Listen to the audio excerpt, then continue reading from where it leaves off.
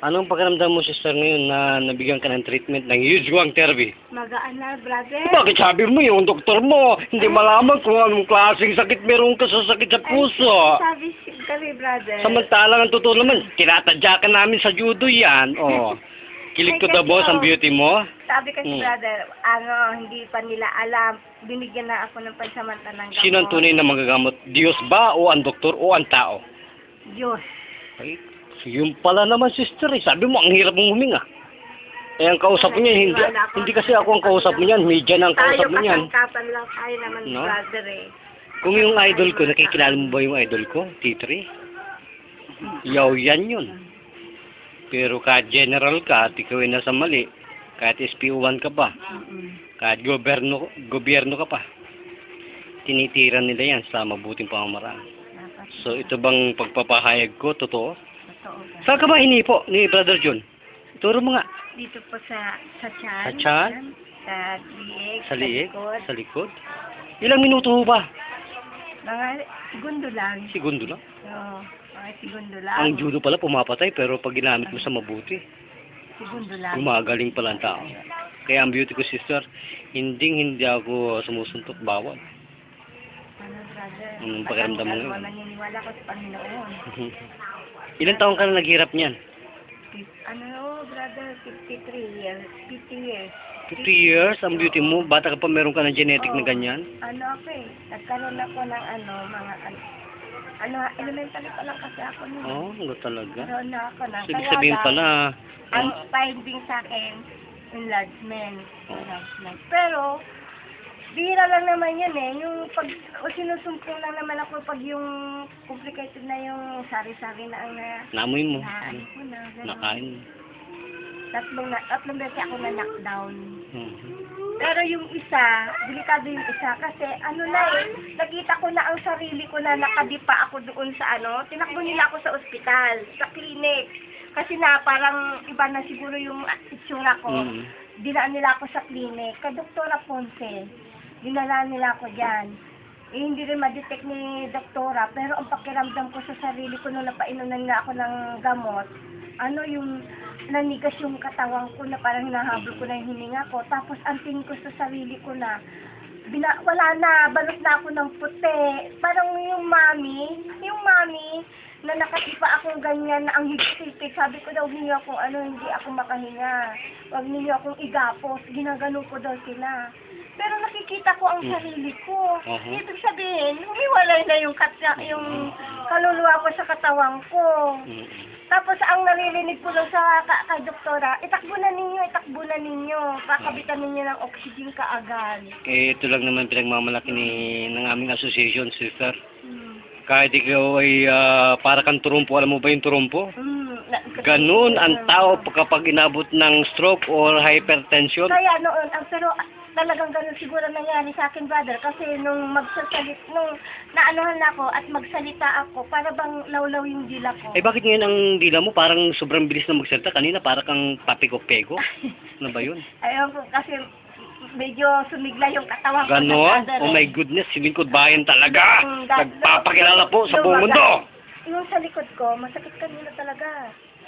Masakit. Tsaka kahapon pa, sister, di ba? Iba na pakiramdam. Sumigla. Paano bang... Umibang mukha mo. Paano ako? Kasi kanina Hindi, parang... sister. Kanina parang ang kulay mo. Yan po, mga babayan, nag-uusap po ang ating dalawang sister dito sa lungsod ng Taguig City. Bagong bayan. Anong kulay mo? Ito po ang pinapakilala ko sa sanlibutan. Ang pakiramdam ko. Kahit nasa US ka pa, mga kababayan, magpunta ka dito po sa Yakal, 19 Yakal, Severina po. Subdivision, no? Oo. Bagong Bayan, Barangay Bagong Bayan, Taguig City. Lalagay sa... So ano pong totoong pangalan nyo sa buong buwan ninyo? Yolanda Kapinpin. Yolanda Kapinpin. Oh my goodness. Ilan taon na po kayo, Miss Yolanda? 53? So 53 na taong kayong inaalihan ng ganyang karumal-dumal, ano? Nakakahindik, ano? Maano ng doktor. Saka mataas ang hypertension ko. Taas ang hypertension mo, ha? Taas ang BP ko. Tapos cholesterol. Hindi ka ba nag-ano yan? Hindi ka ba kumbaga natatakot o nagsisinungaling? Baka tayo pasukin ng mga idol ko na kayo nagsisinungaling. Ay, hindi ho. Hindi ako nagsisinungaling. Talagang nararamdaman ko naman ho talaga yung ano sa sarili ko. Kasi tayo po... Galing ho sa ano ko yan, sa pakiramdam ng katawan ko. tayo po kasi, Sister Yolanda, nasa lingkod bayan po. Yoli na lang po. Yoli. Nandito po tayo sa lingkod bayan ni Brother Tony Pelco na nagpapakilala sa buong bansa na pinipitik po lamang ang lahat ng sakit ng tao. 370 health problem.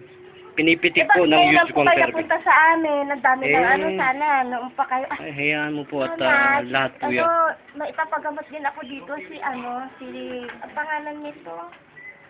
Yung teacher na nag-ano ngayon, kasi nagpagamot kami sa albularyo rin, brother. Eh, maniwag sa mga albularyo, sabihin mo pumunta ka sa lingkod bayan at mag-aral kayo. Ngayon, yun nga, may mga nakita-kita din, may mga lumabas na kamakarakarayon, nakuha sa katawan namin. Tapos, mga bunga-bungangin. Pero at least gumanda din talaga. Umano din yung pa ako, lumit yung tiyan ko. Pero nung bandang huli, ito na naman, medyo... Bloated ka. Ano na naman. So, ibig sabihin yung tiyan mo na yan, nagkaroon ng compression ng tinats ni Brother Joe? Parang, umano nga, brother, parang lumambot siya. Lumiit pa. Oh. Gumanda po lang mo ngayon. Ay, ang sama ka talaga kagahapon pa, brother. Kulay niya Sister. kanina. Parang Ano? pinipit na talong. Yan. Oh, ganun pag ano ako, yung hindi ako masikip yung dibdib ko. Sa Yes. kasantapan, ginamit ng Panginoon. Tagos sa likod. Pag ganyan kasi, brother, tagos sa Pero, likod. yung mga kamay ng mga judista, hindi sinusuntok. Hindi man kami sumusuntok kung nang babali ng katawan ng tao. Pero gumaan talaga ang pakiramdam ko. Saka yung hininga ko, Anong hininga mo naman? parang maganda yung Maganda na? ano ko. So, sino ang doktor? Diyos ba o ang doktor ng tao? Diyos. Ayun. Para pala si Buddha at saka si... Diyos. Hindi ko sasabihin yung isa kong master. Kasi yung isang master ko, ang kanyang Diyos si Jesus Christ din. Anak ng Ama. Lang nasa langit. Ako talaga, ano din ako talaga sa Panginoon. Simula din kami, Mhm. ano kami ng Panginoon. Ang mga magulang ko, ganun din sila. Yang bubay. At saka dyan ako talaga kumakapit. Siguro kung hindi dyan ako din kumapit, siguro wala na rin ako ngayon. Ito bubang Sa lahat sinasabi. ng mga nangyari sa buhay ko, sa mga ano, kung hindi lang ako matatag at kapit sa Kanya, wala na siguro ako, hindi na siguro ako, wala na ako dito sa mundo. Kaya lang, kapit lang talaga ako sa Kanya. Ibig sabihin, sister, napakaliwanag ng iyong pag-isip sa Panginoon. Talaga, kahit ano pang anong dumating sa aking buhay, lumalaban talaga ako, ayaw kong batalo. Brother Tony, ginagamit ng Panginoon. Oo. Sister, hindi lang yan ang naging problema mo. Samantalang ako, niroyakan ang beauty ko. Sinasabi na si Brother John Ugairi, pero Jesus ang pangalan ko sa totoong buhay. Ah. Ako rin peke. Kaya nga sabi ko pa, Jesus. Peke daw ang beauty ko. Hindi ko kasi nagpapakilala ako na ako'y judista. Nagpapakilala ako si Vice Ganda nung araw. Ayaw nila akong tanggapin sa Vice Ganda. Kaya pinapakilala ko yung kamawang ito. Oo nga. Para, Kita Diyos ko, huwag naman akong sabihin ng peke si Brother John. Kasi Hindi naman. lahat ng idol ko matitinik. Titri. Investigador. Brother, ano? May isa pa dyan May isa pang matikas. Sino ba to? Yung sa XX ba yun? Si Tol. Si Tolpo rin yun Matitindi ho yung aking mga general pang idol ko. Yan po ang... Meron pang isa. Sino ba bang matigas? Yung mga idol ko yan Si Johnny Midnight, idol ko yan. Yan. Si Cariñoso. Si Johnny Midnight. Cariñoso, mga idol ko yan. Pero ang pinaka-idol ko yung master ko. Siyempre, kahit Si tayo lahat. Master Akirusan, yan po ang aking... Master Akirusan from Japan, Korea. Ay, Kuya. Maipo Korea and Okinawa. Sa Yokohama, Japan. Ang ano ko sa cellphone, gumaan siya. Ang bigat-bigat ka rito. So, nasa iyo ang pagkakataon, sister, lahat. Manawagan ka sa iyong mga pinsanan, kaibigan, lahat mo ng iyong mga kaibigan. Samantalin mo, sa iyo po ang pagkakataon. Talaga, sister. Mamaya, brother, kaya lang, mamaya, ano ako, buti na lang umikot ako dito. Siguro inano ako ng Panginoon na pumunta dito. Kasi, Tapos, hindi ako nagaganyan nagdidirekta na magpa-therapy ka. Hindi ako nagdidirekta. Bakit didirekta? So, Oo sister, nga. i-close ko na, no? oh sige po. Para hindi ka Oo, oo. napasukan pa ng masamang temperatura. Kumusta sister tinatawag? Good body temperature, environmental cell fluid, insulin mo, mag-balance. Ano pa ba? Blood pressure mo, mag-balance. Lahat yan. Requirement niya ng good health, physical health. Yan. Ang Mga problema, tapo. yung mental health, nawawala dito sa buong Pilipinas at sa buong mundo. Nawawala sila. So, pinapakita ko sa inyo yan, pero wag po ninyong gagayahin yan. Baka yung barometric pressure nito, constriction, hindi mo kayang patigilin. Kawawa naman ang pasyente, tegok. Gagawin mo, lulunurin mo sa batya. Para sabihin, hindi man nagkaroon ng hypertension ng pasyente. Wag pong ganun. Mag-aaral po kayo ng use one therapy para po kayo matuto at wala nang mamatay. Ano ka? Anong masasabi mo sa Panginoon? Ay, tiwala ko sa Panginoon kasi siya lang ang nagpapagaling at nakakaalam ng lahat. Yes, the glory to God.